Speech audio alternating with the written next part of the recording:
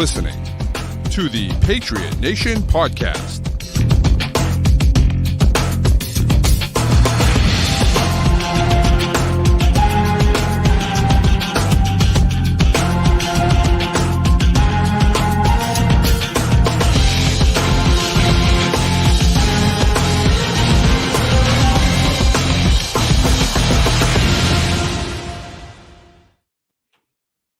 All right, welcome into another edition of the Patriot Nation podcast, of course, presented by FanDuel, the official sports wagering partner of CLNS Media. Go to FanDuel.com/Boston to sign up today.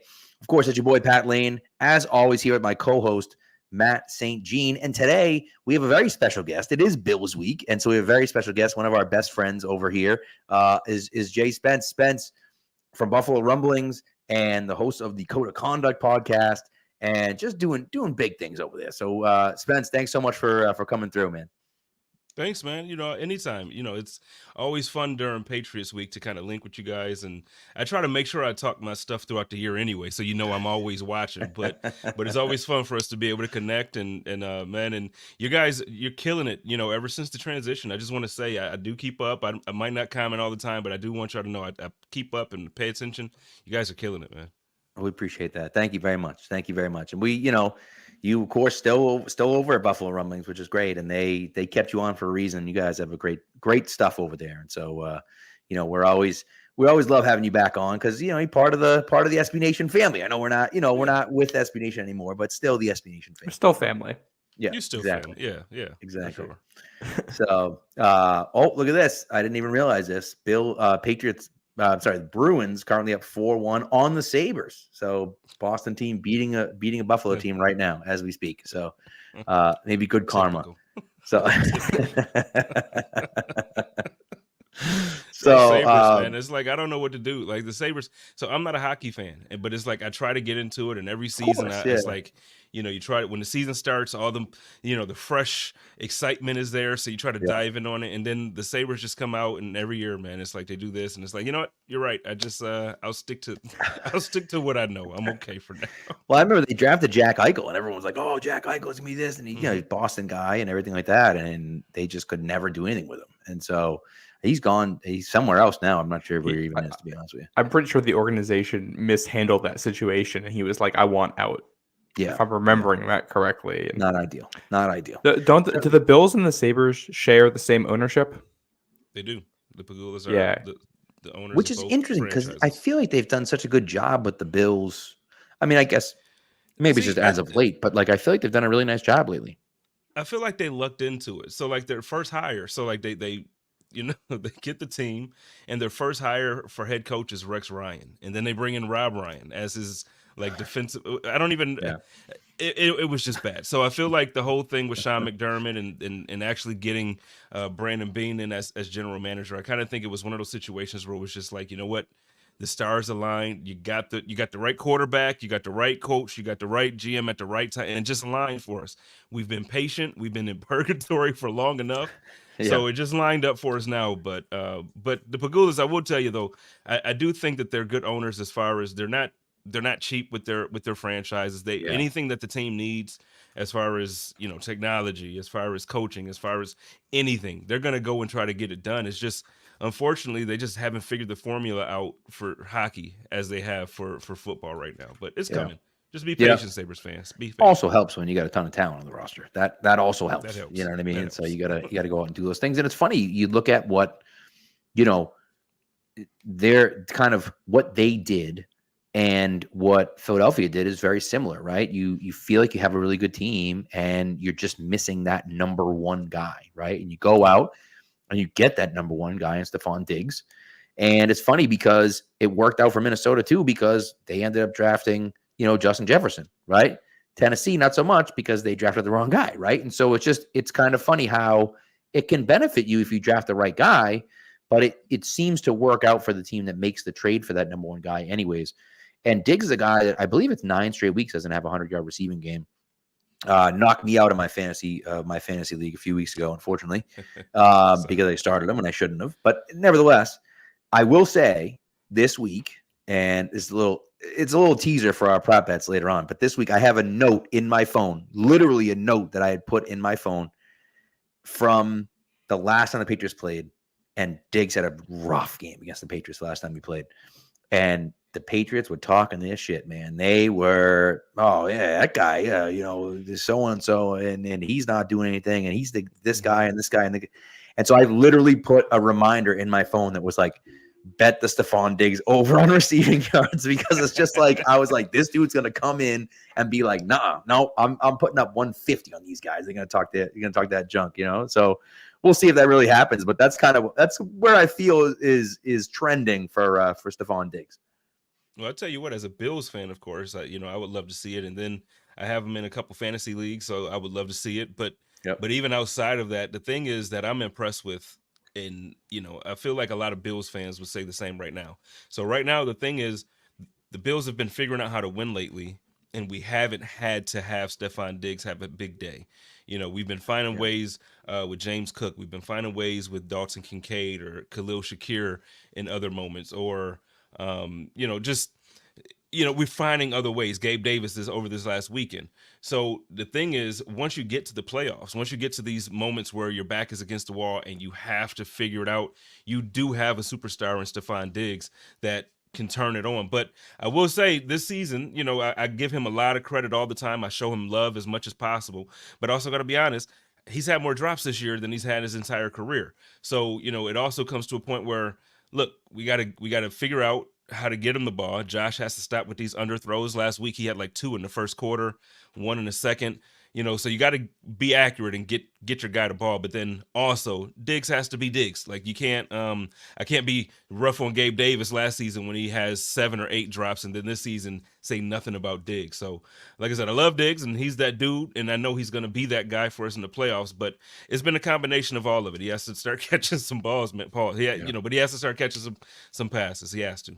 Right. It's going to be a banged up New England secondary this week too. I mean, it has been all season, but they just you got Alex Austin playing a ton of snaps for you, and they just picked up the name is escaping me, but the guy from Arizona who played at Florida and threw the shoe in that game.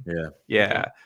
Just grabbed him off waivers. Maybe he'll play and see some Stephon Diggs on Sunday. So it'll be rough. So wait, I might be missing something because I haven't even looked yet. So is J.C. Jackson, is he out? J.C. Jackson, away from the team. Yeah, so he 2 weeks ago, I think 2 weeks ago, going into the game they lost, the home game they lost, was active for the game and then never showed up. And so he left for whatever reason, and his agent came out and said something like, he's dealing with some mental health issues right now. And so he's on one of those like reserve lists, right? Where it's like a non-football injury list. And so he is away from the team right now. Yeah. Yep. Yeah, and I apologize. Normally, I'll already be caught up to the point where I've watched the game, like the last 3 games and whatnot. Christmas weekend has thrown me off completely. Man. I went to LA, and then so I haven't even watched the last weekend's Bills game back yet. So I'm definitely trying to catch up. But the reason why I asked that is because last time we did play you guys, J.C. Jackson actually had a good game against Diggs. Yeah. Now, there's been times in the past where Diggs kind of. He had his way. He had his way with the defense, in New England. So we'll see what happens. But with that being the case and those guys being out, man, then yeah, I'm expecting you're gonna help me do my parlay for my my show this Sunday. So yeah, thank you. I gotta. There you go. That's gonna be big. Yeah. Yeah. So my question here is, how has the interior of the line looked for the Bills? Because I think the way the Patriots are going to try to stop Stephon Diggs is just. As much Christian Barmore in Josh Allen's lap as possible here. Mm-hmm. Well, I'll be honest with you. In years past, it's been one of my biggest complaints about the Buffalo Bills.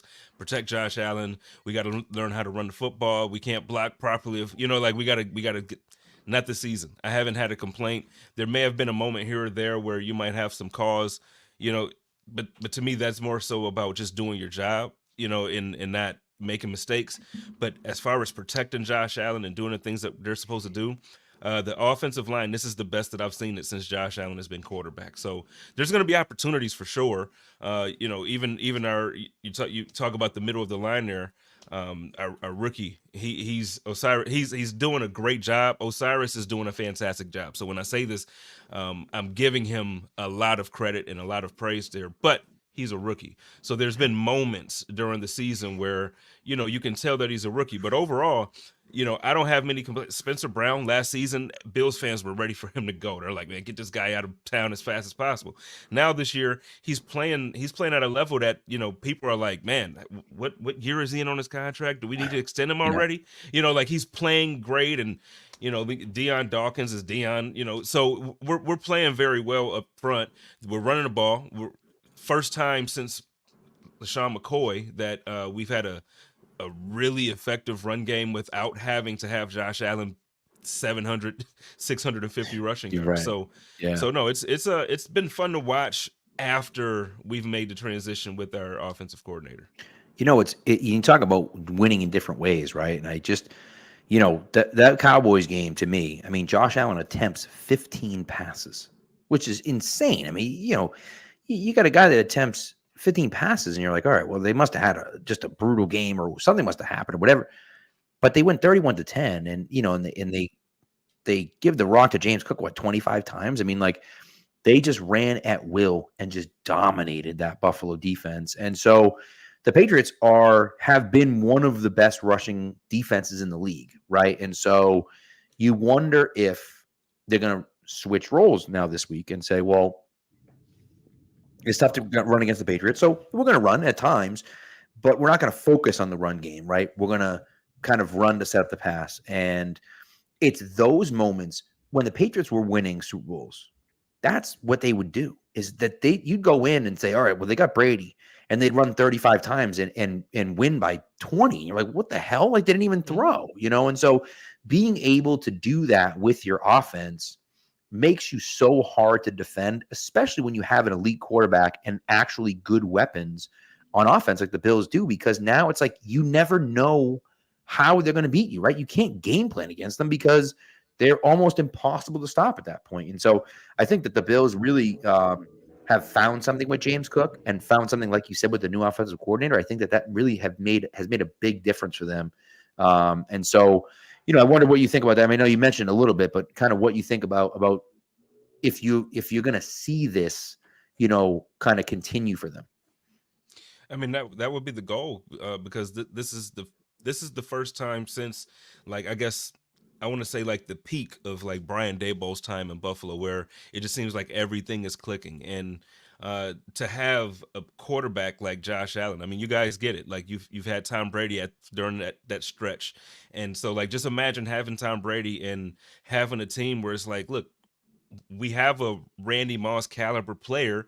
Why are we not like? Why aren't we winning? It's like, why isn't the offense looking like the offense? And, you have games and, this season you lose to the Broncos, you lose earlier to the Patriots, you lose to, you think of these games where you almost, when the schedule comes out, you write them off, and then you end up losing them. And now you're in a place, luckily now things have turned around and the playoffs seem like it's a short thing, but you were fighting for that position.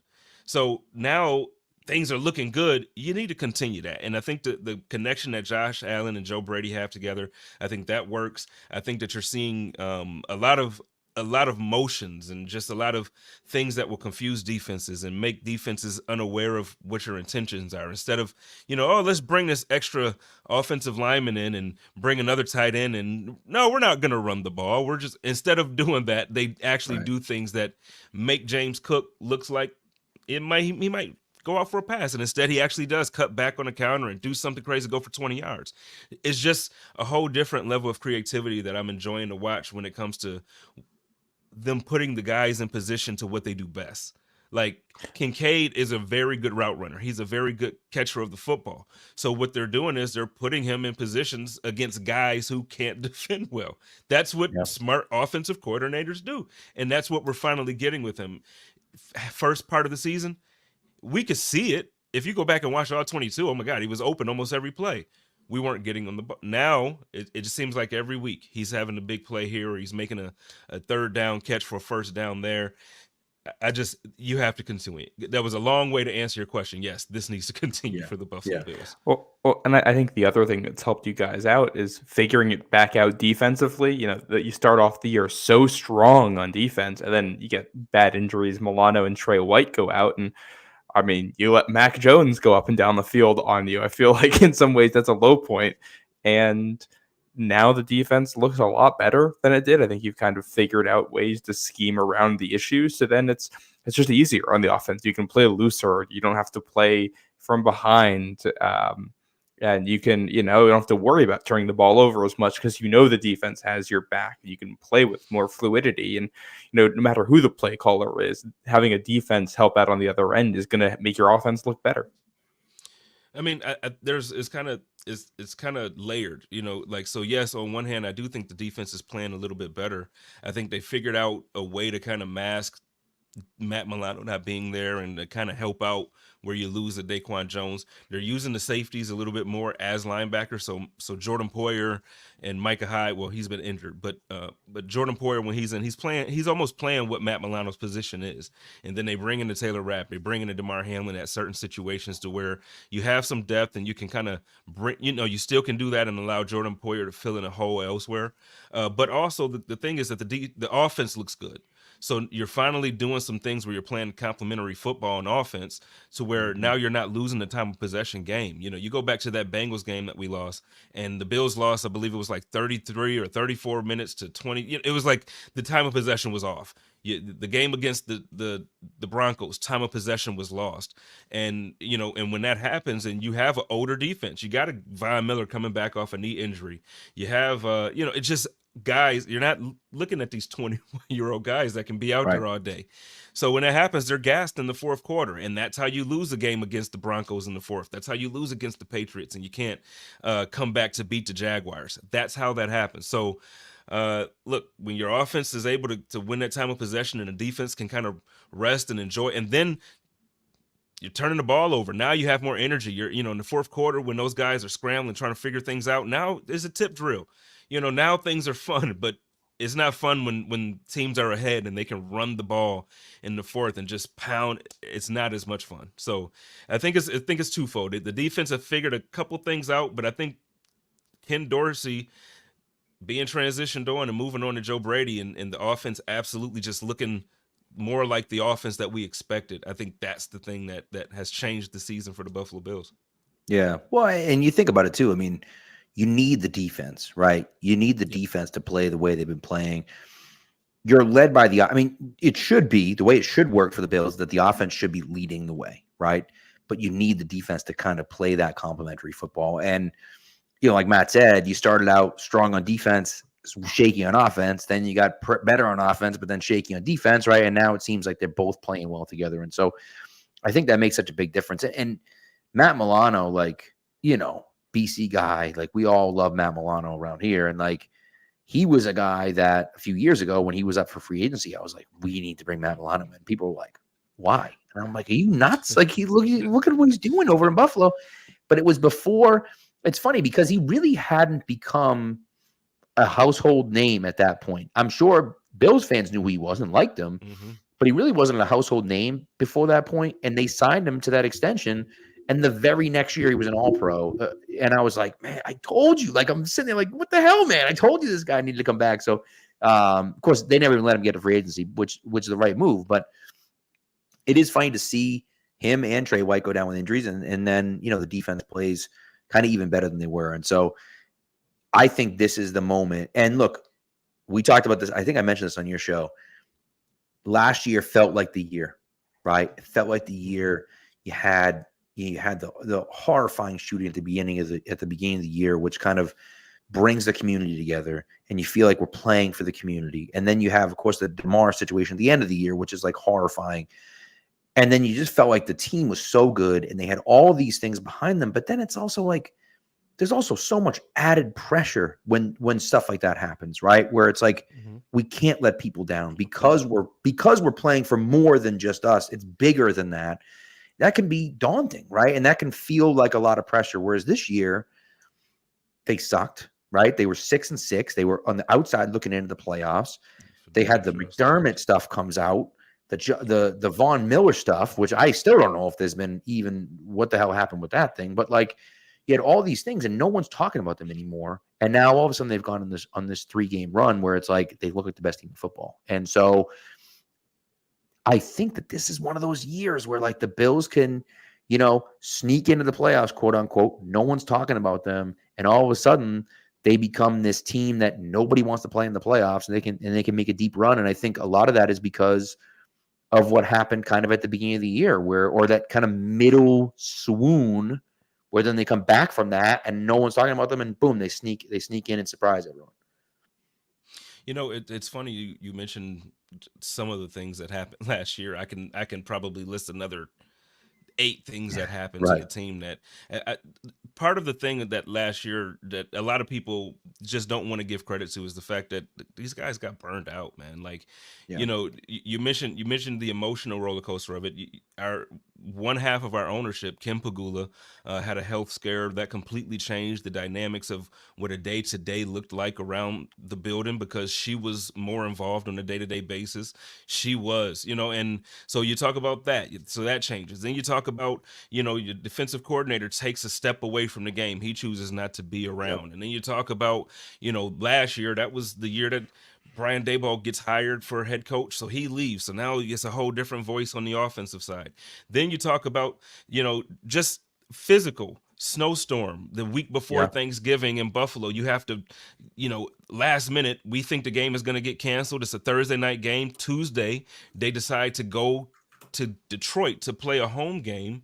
So again, I'm just saying, like, so it's things like that a lot of things that add up to the end of the year. Then you talk about the Damar Hamlin tragedy, but then it turned out to be just a beautiful story. Then you get to the playoffs, and it just all comes crashing down. Now, we got destroyed. There's no excuses for getting destroyed. But I mean, like, these guys got burned out. Now, one of the things that I think is crazy about this year, you mentioned the story about coach, and you talk about all this other stuff. I feel like this team this year feels like these stories are almost like nothing. Like, it's like, oh, okay.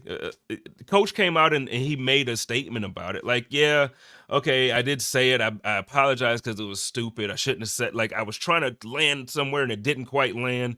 But whatever, we moved on. Like, and that's nothing compared to last year. That's nothing compared to Damar Hamlin dying in front of your eyes on the field. Right. That's nothing. So when you compare it to all of these other things from last year, I think the team this year, they're able to look at these distractions as like, this is high school stuff. All right, whatever. Let's move on. Now, I do think there are some serious things that's going on. That Von Miller thing, I'm on the side of things that, look, I understand that whatever happened as far as somebody saying that things it didn't happen the way it happened. I know that there was a call made to the police. I know that there were photos. I know that there's a police report. And I know that this is not the first time that things have been said. So for me, I feel like the investigation needs to be made. Like, something, we need to figure out whatever's happening there. I'm not saying Von is guilty. I'm not saying he's innocent. What I'm saying is we need to figure this thing out, because if this guy is, if he's a guy that doesn't need to be in a position to be benefiting from his talents because he doesn't know how to treat women, then that's something that this team needs to know. Now, if he's innocent, then great. That's something that we need to know to clear his name, so that way we can move forward and we don't have to worry about any dark cloud going forward. Right. But aside from that, I think this team this year, there's no drama, man. Like, this is actually, I think the article thing actually motivated the team. Like, all right, come on, let's get together and just rally behind coach. Let's just show what it really is like. Well, and I think with where the Bills are too, when you kind of play well for most of the season, but it doesn't translate into wins and losses, and you're kind of, just shooting yourself in the foot, and then you find ways to get things going. You build confidence in the team and camaraderie in the locker room, and guys come together, and you can almost start playing your best football at the most important time in the season because of it. So, like, I'll tell you this, but I would not want to be the team that has to play the Bills in the playoffs, assuming you get in, because they might end up being a 6th seed here, but they're not a 6th seed in terms of the way they play on the field.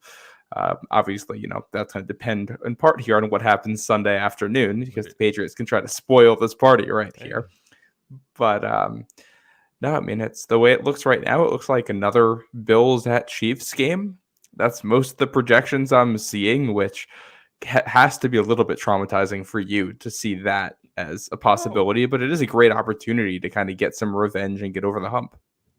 But see, for me, it's not. Isn't so now we haven't done it in the playoffs, so I guess from that perspective, it's like, yeah, you can beat them at their home during the season, and it is what it is, and you got to do it in the playoffs. But without even taking that into context, to me, it's like, look, I look at the Chiefs, and I'm just not afraid of them.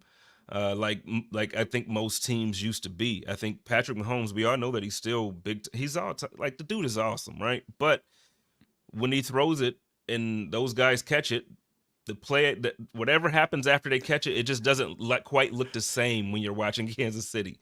If they don't catch it. I was gonna say, and even then, sometimes they don't even catch it. Defensively, oh my God, I love to watch their defense. They play very good defense. They're young, they're fast. I think their defensive line, they're nasty. I love that type of football. But when you watch that offense, man, if Travis Kelce, if a defense figures out how to kind of just kind of put the clamps on him, it's tough for anybody else to get going. Isaiah Pacheco is a weapon, but outside of that, man, it's tough for I feel bad saying this because I hate giving the guy any type of. I'm sure you guys saw me on Christmas going in on Patrick Mahomes and everything, so I hate to give him any excuse. But it's like his supporting cast really. This is what Lamar Jackson had to deal with most of his career. Right. Well, and it's funny because we up here in New England talked about that with Brady, right? And the rest of the league was like, oh, Brady's just over the hill. The 2013 is the perfect example. Like, he set the record for like most drops in a season, right? And it was just like, he just thinks now. And it's like, well, actually, his supporting cast is terrible. Like, what do you want him to do, right? And so, but it was that, like, he never got a break. And now I feel like Mahomes is getting all the breaks. Oh, his supporting cast is this and that. And it's funny, we talk about Travis Kelce and everyone, the curse of Taylor Swift and all this crap. And now, Travis Kelce's not as good as he used to be. And it's like, well, he's like 50 yards away from another 1,000-yard season. Like, he's doing pretty good. Like, he has the second most yards out of any tight end in the NFL right now. So, like, it is funny when you look at, because you expect the projection, you expect the productivity to be up here, right? And it's still like here, it's just not quite as high as it has been in the past, right? And so it is interesting to kind of see, the pedestal that we put these guys on, and then to kind of see what they have is interesting. I just don't think this Chiefs team, you don't have to worry about 13 seconds with this Chiefs team. Like, you take the lead with 13 seconds left. I think you'll be all right. You know what I mean? So like, but it is interesting to kind of see. I think that matchup would be awesome. I think the Bills I'd love the drama. Probably win, but I think it'd be an interesting matchup. Yeah. The team I always come back to is the 06 Pats team, where you got Brady throwing a Rashay Caldwell and Jabbar Gaffney and Chad Jackson and Doug Gabriel out there. And of course, the response to that was to go add Wes Welker and Randy Moss for the same season. So right, I think we're all on the same page and hoping the Chiefs don't go ahead and do the equivalent. I'm hoping the Chiefs don't trade for Devontae Adams and sign Mike Evans or something like that. Like, that would be bad news. Not good. Not good for anyone involved. No, we don't need that at all. No.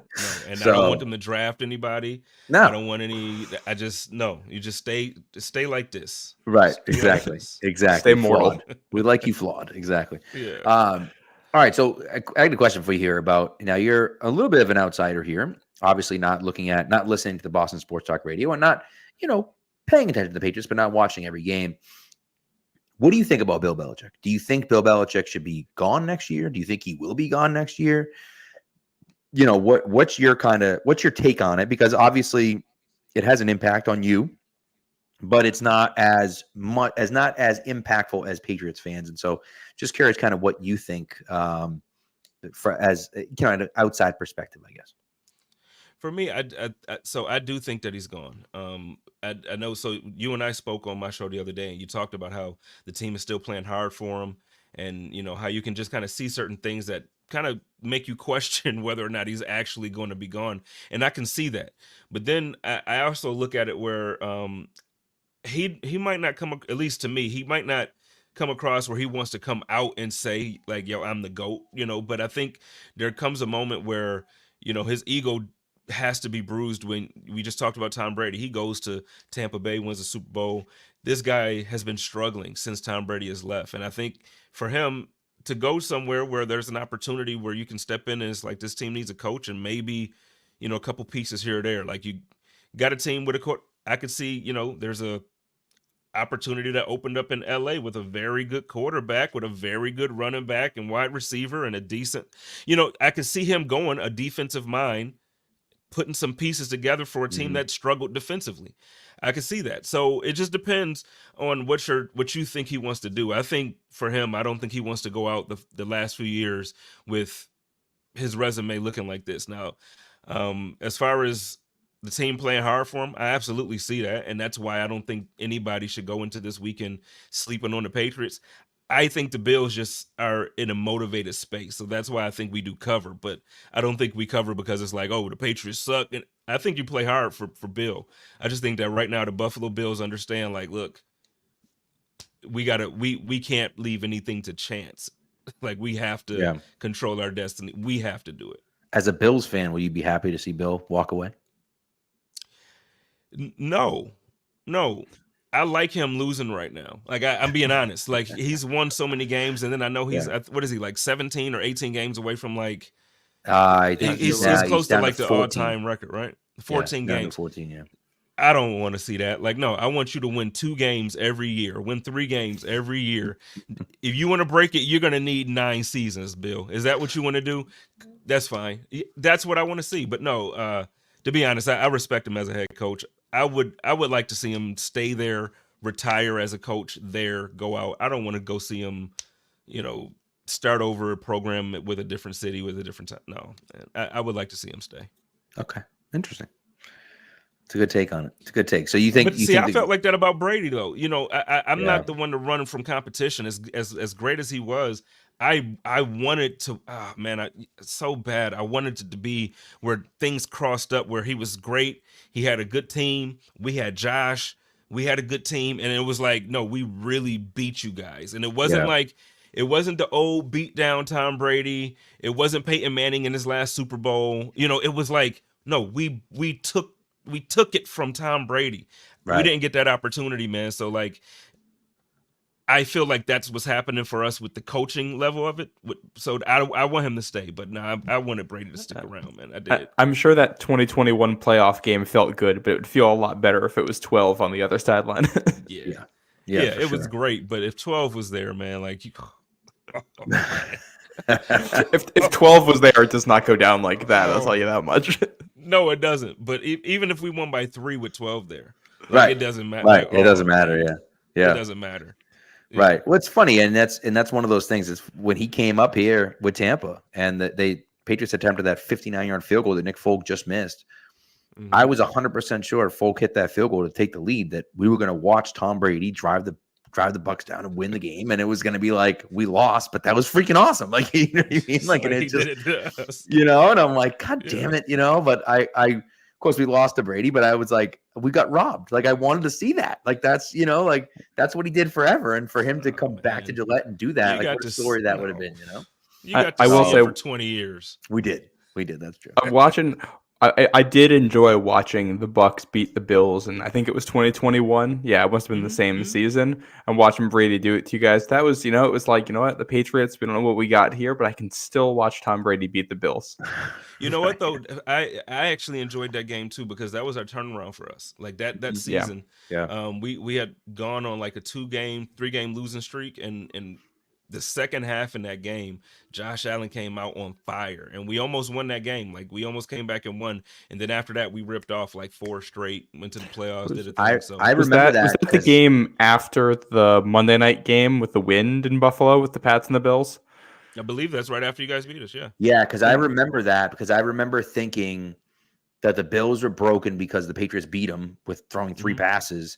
And then you came out and laid an egg in the first half, and I'm like, this is it. Season's over. Like, they're gonna go into the tank. And then you guys came on the second half and friggin' played your butts off. And again, lost, but showed the fact that you weren't gonna give up, and that the season wasn't over.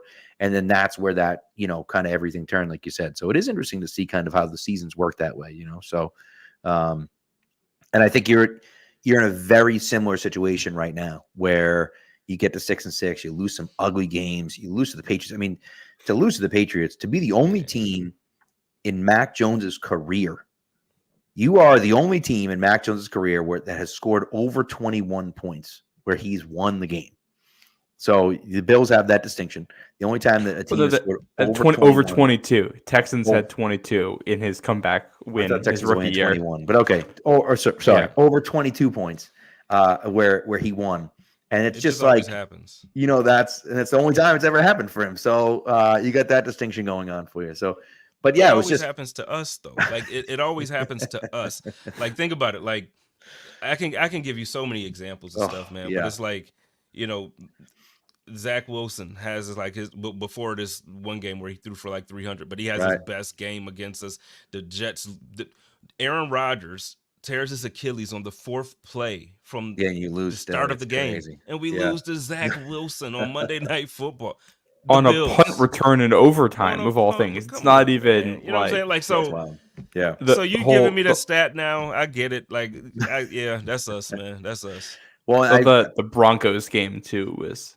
Yeah, and that's one of the again, you look back and you look. What's it like losing to the Broncos? Can you tell me about 12 men on the field. I don't know what it's like to lose to them. So I mean, it's okay. You lost to everybody else this year. That's a great point.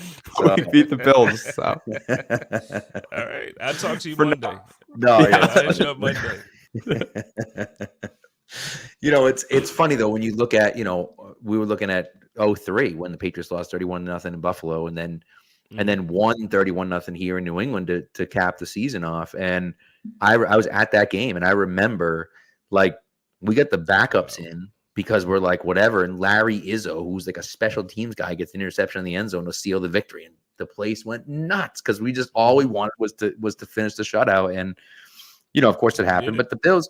But now this becomes a situation where it's funny because we're on the flip side now, right? Now it becomes, we're the little brother and you guys are beating up on us. And it's like, oh, we beat the Bills? Oh, guess what? We're going to hang that over your head. And, we might lose by 30, but, like, we beat you. So like, we beat you. We got one this year. So, and it's just, you enjoy the victories when you can.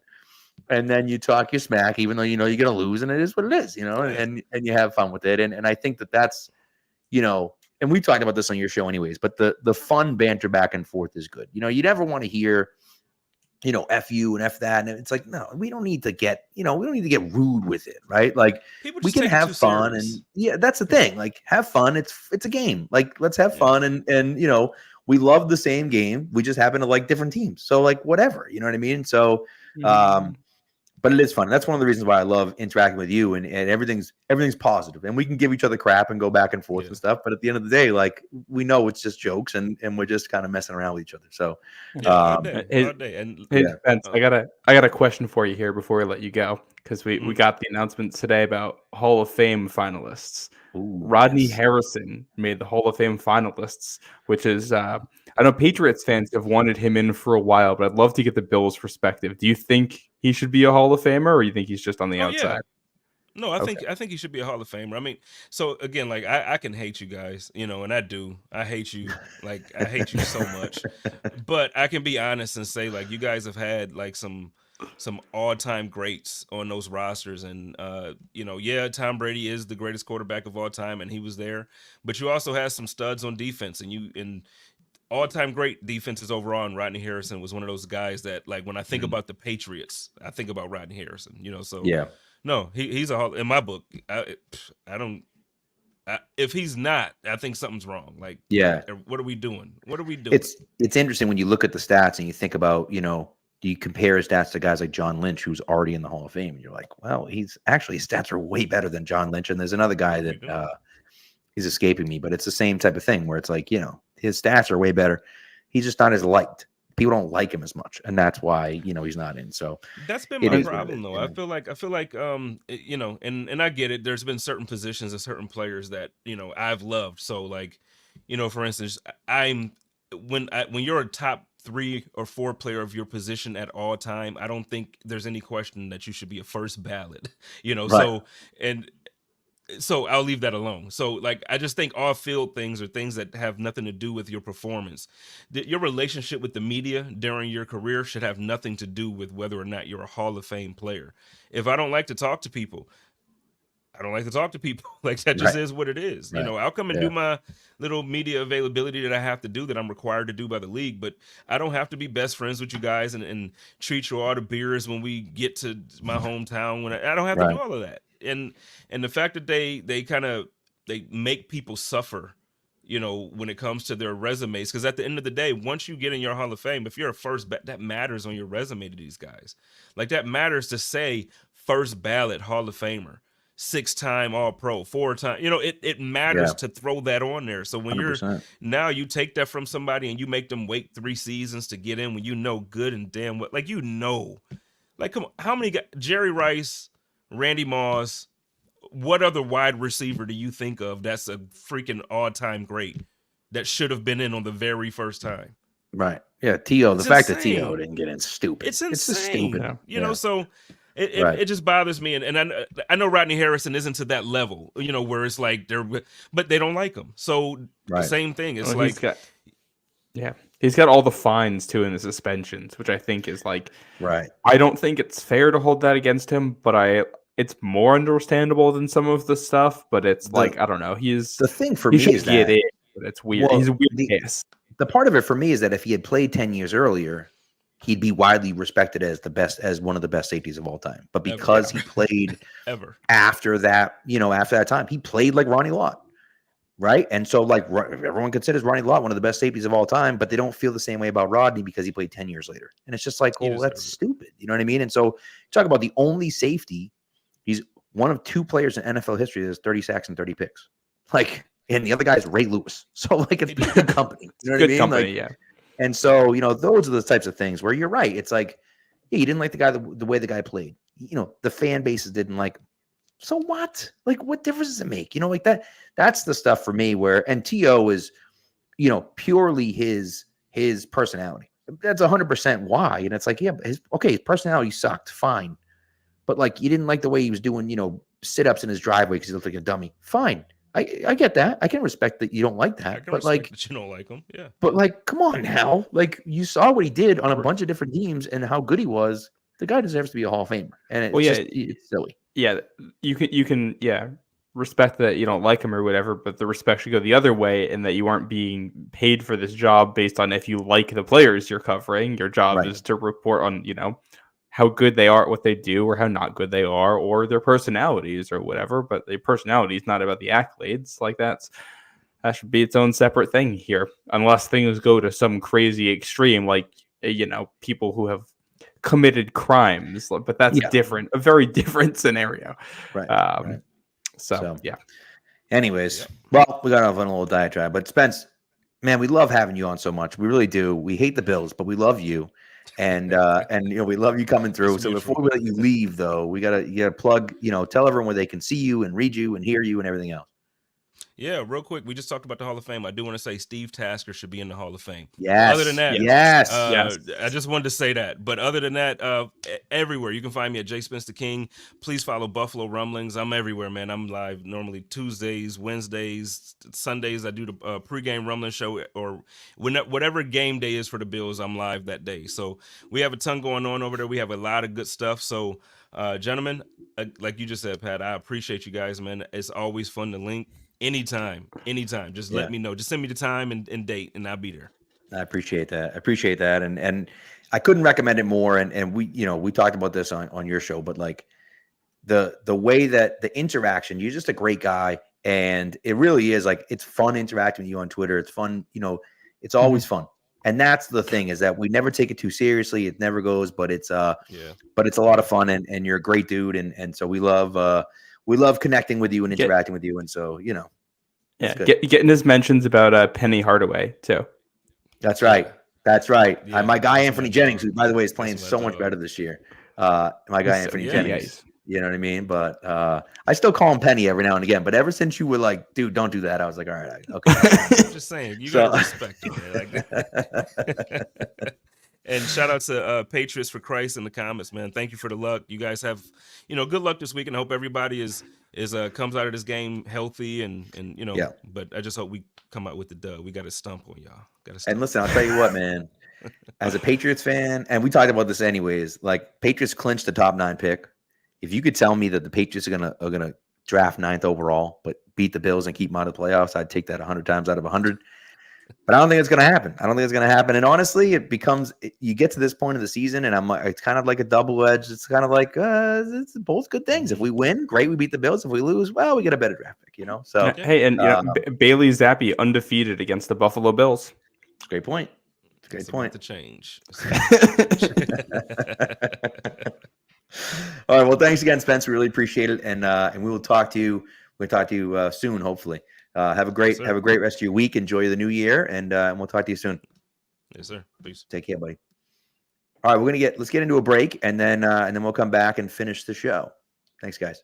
Score early this NFL season with FanDuel, America's #1 sportsbook. Right now, new customers get $150 in bonus bets with any winning $5 money line bet.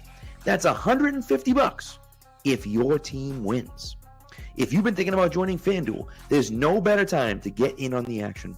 The app is so easy to use. There's a wide range of betting options, including spreads, player props, over-unders, and more.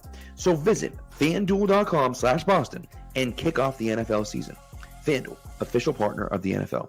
MA 21 plus and present in Mass. Hope is here. First online real money wager only. $5 pre-game moneyline wager required. First online real money wager only. $10 first deposit required. Bonus issued as non-withdrawable bonus bets that expire 7 days after receipt. See terms at sportsbook.fanduel.com. GamblingHelpLineMA.org or call 1-800-327-5050 for 24/7 support. Play it smart from the start. GameSenseMA.com or call 1-800-GAM-1234. All right, so we're back. Man, he's just the best. Spence is just the best. Love that guy. He's so positive. He's such an interesting dude, and so we love having him on the show. So, so it was great. It was great to have him in with us. So that was a lot of fun. But let's get into we're going to get to our last kind of segments here. But before we do, just a quick thing on the Russell Wilson's thing, because of course Patriots played Denver last week. And I know it's Buffalo to play Denver last week, and it's the last start that he's going to have. And then there's some questions about, are they benching him because of the injury thing that he has? Are they benching him because someone came out and said that they wanted him to take a restructure his contract, and he refused to do that, and so they're benching him kind of in spite of that. It's just a complete mess over there.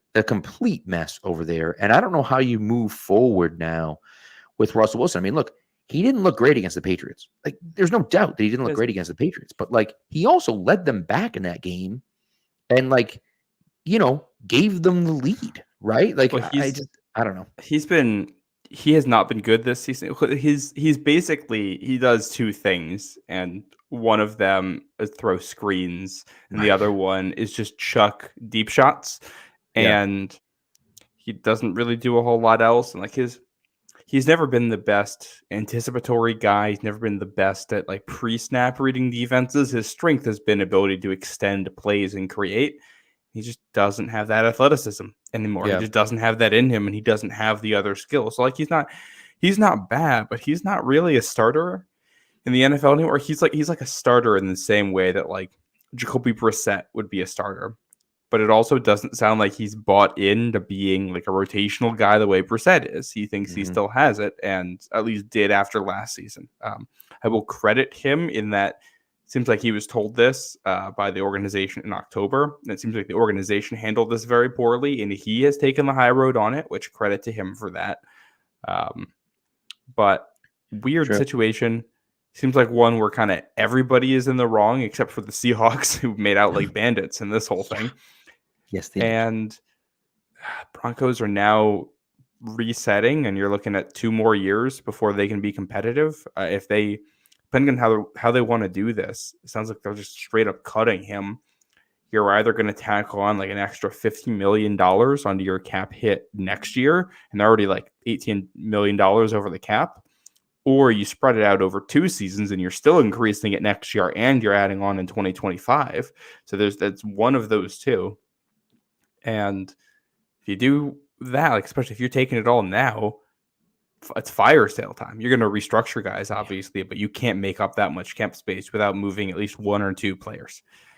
And this kind of comes back around to the Patriots in my eyes, because the easy move for them, the guy they can move with no dead cap, who as of right now would not be a part of their future, is Jerry Jeudy. Coming back to that name, he'd be like a $10 million cap hit with 1 year left on his deal. And with all of that and the fact that the Broncos might kind of be forced to sell here, you might get him cheaper. You might get Jerry Jeudy for a 4th-round pick. And that starts looking really appealing if I'm GM of the New England Patriots right now, to get a guy of that talent for that low of a cost. And the other name is Garrett Bowles, who's one of their starting tackles, who's played very well. They can free up some space by trading him. So, it might be a fire sale out there in Mile High, and maybe the Patriots can jump in on some of these guys if the opportunity's there. Right. When Old Man Mob mentions Courtland Sutton, and Sutton's a guy that I feel like they're going to want to keep around. Jeudy is a guy that just hasn't, for whatever reason, hasn't worked out. I love Jerry Jeudy. I thought he could be a real star in this league.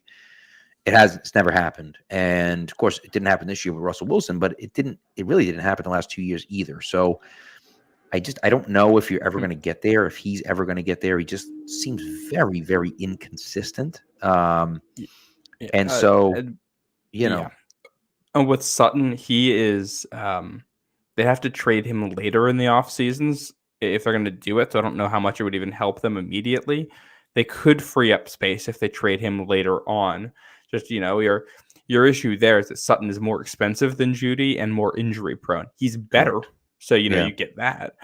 But if I'm the Patriots, I think Jeudy is the one of those two I want, considering the price. And I also think he's the more likely to be moved here. So, and it's also going to depend on what the Broncos do. Because if they spread this cap hit out over 2 years for Russell Wilson, they may not have to move on from anybody. They might be able to fix it all with the restructures, and maybe they get rid of one guy in there. So we'll see. But, some potential Patriots implications there. Yeah, when you think about, what they traded for him. And so, look, I mean, they traded Drew Lock, Noah Fant, and Shelby Harris. What? Fine. Noah Fant's fine. Shelby Harris, I don't even know if he's still in Seattle, to be honest with you. Defensive tackle. And Drew Lock is Drew Lock, right? So fine, whatever. Beat the Eagles. That's true. But which is outrageous that actually happened. But then they traded the number 9 pick in the 2022 draft, their 2nd round pick in the 2022 draft, what turned out to be the number 5 overall pick in the Yes, the number 5 pick in 2023 draft, which is Devin Witherspoon, and then also the 2nd round pick in 2023. So, like, to give up 2 first round picks and 2 second round picks, and I think they also traded a 5th round pick and 3 players, like that's a massive, massive haul. And the Broncos, of course, gave Russell that massive contract, and the Seahawks just saw it. Played it. They're cutting him before he plays a down on that contract. Right. That's wild. Yeah, which is insane. And so that's the type of stuff where you look at it and just think, like, man, like, you see what Seattle did. They added a tackle, who Charles Cross is a good player. Mafe is an edge rusher who's pretty good. Devin Witherspoon is their number 1 corner right now, and looks like he's pretty good. And again, I don't know how good, in my opinion. I had Christian Gonzalez as the number 1, right, as a number 1 overall player, number 1 overall corner. But still, I do think that, Witherspoon has shown some real good upside for them. And Geno Smith has also been an upgrade at quarterback for them. Forget all of that. Like, that's They did all this and upgraded the quarterback position. Yeah, which is completely insane. Yeah. That's the crazy thing, right? And so, and Derek Hall, I don't know if he's done a ton for them, to be honest with you. He's their second round pick this year. But they've either already way, lost the trade by the time you get to him. that's the thing, right? That's the thing. So it's really crazy. And Old Man Mob's asking, who had the worst trade, whether it was the Broncos for Russ or the Browns for Watson. Whew, man, I mean, they're both. If we're talking ethically, it's the Browns. Correct. If we're talking on-field results, I feel like it's got to be the Broncos. It's also hilarious that Joe Flacco just came back into the league and is apparently like playing like a top 10 quarterback. Like he's playing way better than Deshaun Watson ever played. But again, they traded what? See, the thing with that is that they're still not done. I mean, they traded a 2022 first round pick, a 2023 first round pick, and a 2024 first round pick, and they're trading a third round pick this year. So that's a whole hell of a lot, right? And last year was a top 5 as well, wasn't it? Because they traded back into the Texans traded up to number 3. Were they? Yeah, I don't remember, but I don't remember where that came. But the Browns were also a better team when they made that move than the Broncos were, and that was, I think, one of the issues. This was the issue with the whole AFC West. When you go back 2 years in the arms race you had out there, every team not named Kansas City completely overvalued the players on their own roster. The Russell Wilson trade only makes sense, assuming he's going to be good, if you think the rest of your roster is, playoff caliber. And those guys weren't. Sutton has been hurt. Judy has been underwhelming. Tim Patrick keeps getting hurt for them. Their offensive line has been not great, even though they finally find a way to kind of settle it down now. And the defense has been really hit or miss. Look at the Chargers. A lot of great names on that roster. They haven't played like it. They just haven't, and the depth has been atrocious. And then the Raiders went all in after going 9-7, squeaking into the playoffs or something with some really lucky stuff, and said we're one move away. We'll go get Devontae Adams and Derek, and to pair with Derek Carr, and that was a mirage. I don't. When I think that the big thing, you kind of come back to some of the stuff with the Patriots too, them going all in 2021, and the theme seems to be as you make the big splashy move to win the offseason, that almost never actually ends up winning the offseason. And I think the other part of that is you should probably be a little bit more conservative with your projections of teams going forward anyway. But it is interesting, though. I mean, you talk about the Bills, and we talked about with Spence. The Bills and the Eagles both did the same thing, traded a first round pick for a number 1 wide receiver, and it paid off for them in the long run. Now, they haven't won a championship yet, either team, but they've been very, very good. And so I think that, that's... And Miami, too. And Miami as well, right? Too. And so those become the situations where you wonder, okay, yeah, you gave up a lot to get those guys, but, the evaluation of your team needs to be correct. You need to get it right? And so I think that we'll see. We'll kind of see where it goes. And but again, you have to know what you're doing. If your team isn't as good as you think it is, you're screwed. But if they are, you could really set yourself up to take that kind of next step, Yeah. So, and we'll have to apply those lessons to the Patriots here too, and how to operate this going forward. And maybe once we figure out what the coaching situation is going to be, and we take some time off after the season, we can look back with fresh eyes and figure out, okay, removed from the emotion of the season and the week-to-week turmoil, how do we actually feel about these guys? How many of these guys do we want to keep around? And that's the question, right? And you look at, I go back to 2019 when they had won the Super Bowl in 2018. They drafted a wide receiver in the first round, which they needed to do. They drafted the wrong guy, but then they signed Antonio Brown. Didn't work out. They traded a second-round pick for Mohamed Sanu. Didn't work out, right? They tried to do all of these things, these panic moves to try to fill something in, and they just were never able to pull it off, right? And they also didn't have a succession plan for Gronk, which those are the situations where you can't get caught with your pants down like that and unprepared, and that's what happened. Yeah, And they also, sometimes you get unlucky. You make the Antonio Brown signing knowing that it's risky, and you get the bad end of that risk, and you give up a little more than you should for Sanu. And especially with the Emmanuel Sanders trade happening right after that, you would have preferred that trade. And you got to question some of the way those things come together. And Sanu immediately gets hurt when he comes to New England, so you never get to see. That was basically it for him. Whenever he got that high ankle sprain, he was never the same after that. And that was it for his career, basically. And now you got no juice, even though you got a defense that's elite, and they just kind of faded.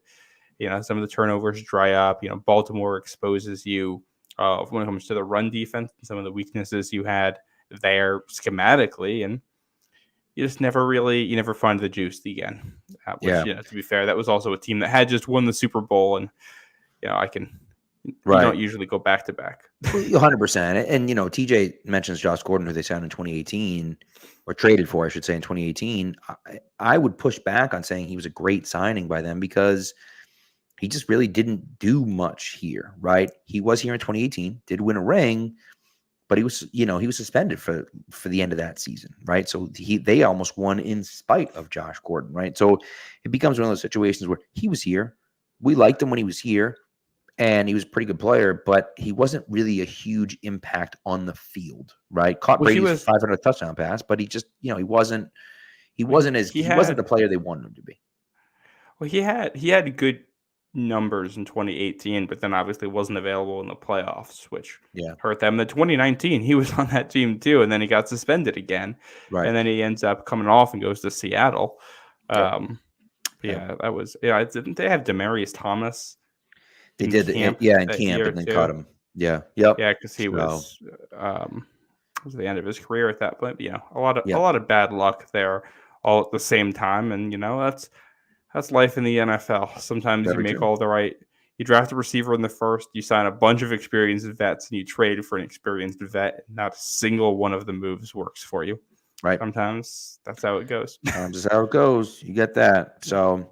All right, let's get into our final three segments here. We'll get this train rolling here. So the first segment is going to be our prop bets. Wait, before we do this, I want to add something that I just remembered for this week, just for Patriots fans, because it's relevant with the draft stuff. Commanders switching to Jacoby Brissett as their quarterback here for the final 2 weeks. I don't know why they're doing it, but Brissett is a better quarterback, I think, than Sam Howell, and I think they have better chances of winning these last 2 games, and Washington finding a way to get a win here wouldn't shock me. So, I don't know. I think the Pats, I don't know. I'm still not sure how the strength of schedule stuff works, because I think it does bake in the Eagles and Cowboys already into that. Yes, but it counts double. Like when you play them twice. I think the strength of schedule stuff counts your entire thing for the season, whether or not you played the games. I don't think it does. Okay. I've heard conflicting things from people on that, so I'm not really sure. I don't believe that it does, because otherwise what would really change? I mean, of course, one game, but I think your strength of schedule changes when you play the play. I don't know. I'm not 100% sure. We'll have better clarity after this week. We will. Yes, when the Patriots, when they play San Fran, who has a better record than Buffalo, we'll see what that, if it fluctuates significantly. But we'll see. And if Washington wins a game in here they play the Eagles this week, a team that Washington's got San Fran and then Dallas. Oh, San Fran. Who has the Eagles then? Oh, Arizona has the Eagles. That's what I'm thinking. Yeah. Well, you go back to Arizona. The Eagles look kind of in flux a little bit here. They've been a little bit all over the place with the way they've played, and they're much better than Arizona, but weird things happen. The Jets shouldn't have beaten the Rams in 2020, and they did. So and you never know what's going to happen. I think for the Patriots, if one of those teams finds a way to win and you end up at the number 2 spot, you have to lose against the Jets. You have to, because it's going to get you the number 2 pick, and you could get Marvin Harrison Jr. or Caleb Williams or whatever the case may be. But Drake May. Yeah. It's difficult. It's difficult to make that decision, but we'll kind of see. We'll kind of see what happens, and it is interesting. I do think that Ron Rivera is out, and I think that Ron Rivera knows that. He also knows that Jacoby Brissett gives him the best chance to win, And so he says, screw it. I'm not going with Sam Howell anymore, who looked like he's regressed the last few weeks. I'm going with Brissett anyways. Gives me a best chance to win the game. And I'm on my way out anyways. I don't care about the draft pick. It doesn't matter to me. I just want to win. And so, and if it screws over the organization, all the better, right? So I think that's the only rationale. I mean, there's no other rationale behind it. Like, why are you starting your, older veteran quarterback? You don't need to know, right? It just doesn't make any sense. But I don't know. I don't know. So, and yes, David, I just do it for the money. That's 100%. I'm not a fan. I just work for the money. You're right. David, you hit the nail on the head. You know what I mean? Although his draft strategy is to fall to 8 and draft Bo Nix, and the Patriots will be back in the Super Bowl in 2 years. So that's great draft strategy. So yes, no, I haven't been a season ticket holder since 2000. I don't. He does that.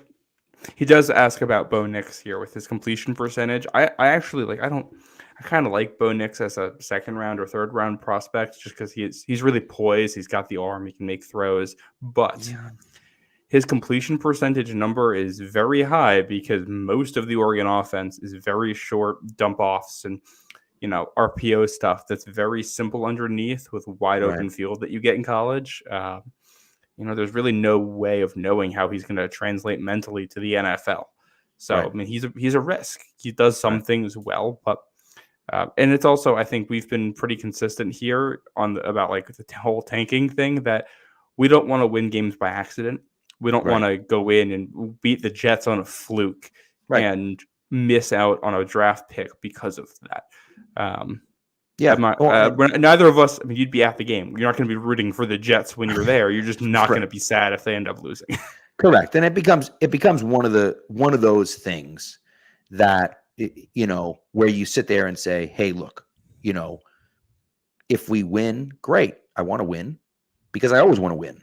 But like, if you lose, it gives you a better draft pick, and that sets you up for the future, right? And again, we don't have to lose. It doesn't really matter if we end up at the 6th pick or the 7th pick or the 8th. Like, we'll be fine. We drafted Christian Gonzalez 17 overall last year. Like, we got a really good player. But if you want to get a franchise left tackle, if you want to get a franchise wide receiver, if you want to get a franchise quarterback, you have a better chance of getting that guy at the top of the draft. That doesn't mean you're going to, as we've seen a ton of times, but you have a much better chance of getting it if you're at the top of the draft. Well, and specifically with this draft too, if you want a quarterback, I feel a lot more comfortable with May or Williams than I do with Jaden Daniels at this point. Right. I like Jaden Daniels, but I don't like him to the point where I'm like, we got to grab him if we're at pick 4. I don't know if I feel comfortable with that with the other guys on the board. And if you want a quarterback, the simplest way is to have the 2nd pick in the draft and maybe the 3rd pick, and you can make something happen or get a little bit lucky there. Right. Well, listen, to me, it's top 3. If you love Caleb Williams and Drake May, then it's top 3 because either Arizona is going to take a quarterback, which I don't think is going to happen, or Arizona is going to take Marvin Harrison Jr. But either way, you're going to end up with a quarterback or Marvin Harrison Jr. And like, to me, that's a win, right? And so, and you can also trade back. If you love the 2 quarterbacks, they're going 1-2, you could move back and pick up some extra stuff and, and draft a guy like Malik Neighbors or Keon Coleman in the top 10. But anyway, I will say Malik Neighbors as a consolation prize here for the Patriots if they don't get a quarterback is very, very good. And I mean, he's not Marvin Harrison Jr., but he is closer to Marvin Harrison Jr. than I think anybody would have expected coming into the season. He's the kind of guy who you can add him to your offense and ignite things. Like I love his profile, and that's who the Pats ended up coming away with that. Or, they might need a left tackle here. We didn't even talk about the Trent Brown stuff, which I still can't get a read on. They're saying he's gone. Trent Brown's gone. Illness. He's not coming back. I'm all set with the Trent Brown situation. People keep saying it's an attitude thing, and like, I don't know. He had some weird looking plays on Sunday, but also he has been playing through injury, and like you can physically see it with the way he's wincing and moving his Absolutely. body. Right. And the last time we saw him play through illness was against Buffalo last year, and it looked a lot like that. So I understand some skepticism about the injury report and why he's not out there, but also I kind of think he's just sick, and most of what we're seeing on the field has to do with him playing through stuff right now. And I don't know. I am still not certain that he's leaving. I'll put it that way. I want to see what happens in the next couple of months here. I just, after what, we talked to Sophie last week, the type of things that he said last week, and then, and again, it's nothing. It's really nothing. But when you see everyone in the huddle all excited saying, "Oh, yeah," and he's, walking away before that even starts, it's just kind of like, dude, what are we doing here, man? And again, am I looking too deep into it? Yes, 100%. But you know who also stands on the outside, doesn't participate in a lot of that stuff, is Keon White. Right. True. That's true. Yeah, no. And so that's the thing. That's what I'm saying. Like, I'm looking too deep into it, and I know I'm looking too deep into it, but it becomes one of those situations where I get it, but you see those little things and you see what you want to see, right? If you're in a situation where you're looking at Trent Brown and saying he doesn't believe and he's not bought in and he doesn't like the Patriots, and old man mom says he loves the Patriots when they're winning and he's about to get paid, but he hates the Patriots when we're losing, or he gets upset, right? I can see that, right? But when you look at it and you just say, man, you see what you want to see, right? And so when you see the way he plays sometimes, you see his attitude at sometimes, you see the things he says, then you can look at it and say, well, okay, now I see what I want to see. I see him not engaging. I see him not being there. And so, again, I don't know what's true and what isn't true, but that's kind of what I see, Yeah, when it's, if you got a guy who has issues buying in, but who will always buy in when you're winning, no, I'm kind of that doesn't bother me that much. You expect to win. The goal here is to win. If you're losing, and you figure things out then. I don't think if you got culture issues in the locker room, that's one thing, but I still don't think the Patriots have that. And even the most outrageous things Trent Brown has said are still things that seem kind of plainly obvious and true, and are the types of things I'm sure have been discussed with coaches by at least some players in the locker room. Saying them publicly isn't always the best idea, but also, he isn't giving quotes about hating Bill Belichick or wanting to get out of there. He's being asked his opinion on things and giving his honest opinion on things. And, that's a guy I still feel like you can work with. Whether they are going to want to, I don't know.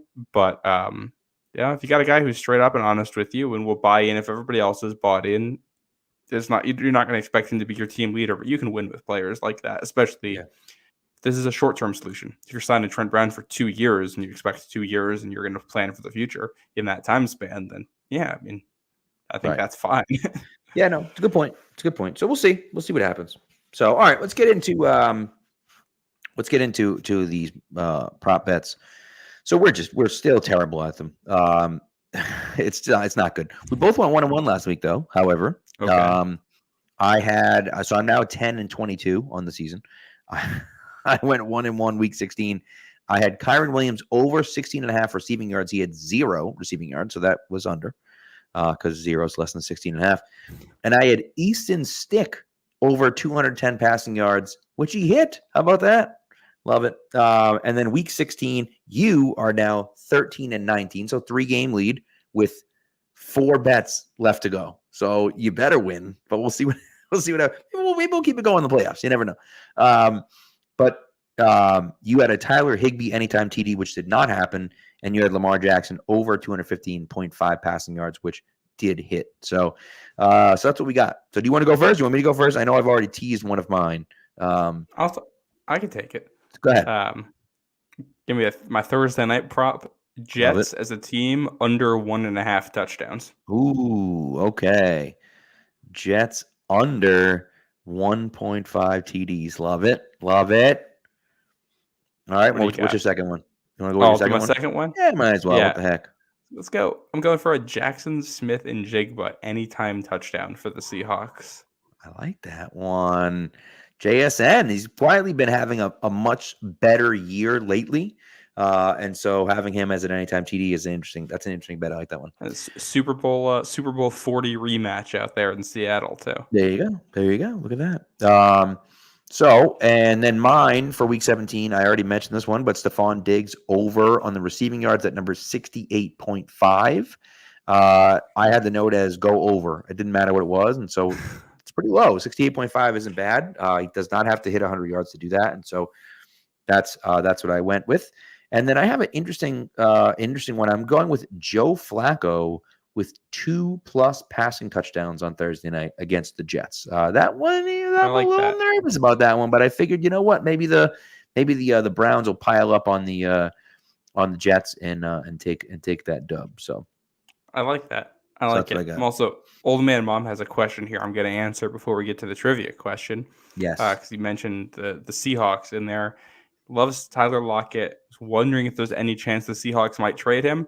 Just pulled up his contract notes, and the Seahawks would have a huge dead cap hit if they trade him going into next season. So I mean, I think he'd be a fit. I like that too, but I don't think they're going to be moving on from him after this season. Maybe after next season. That I think could be doable. But for 2024, I don't think he's going to be in New England. I think if you're looking for trade guys, I think you're looking at Jerry Jeudy coming from the Broncos. I think the Chargers might end up moving some guys, and I don't know, those receivers aren't all that appealing. I don't know how much I want an expensive and old Keenan Allen at this point, especially when the Patriots' issue is not enough team speed. Right. We'll see who else. I don't know if maybe the Saints are going to be. The Saints are in a nightmare of a cap situation right now, and they're going to have to move people. I don't even know who the Patriots would want from that receiving core. I don't think there's anybody they can move that saves them money Olave? there. No.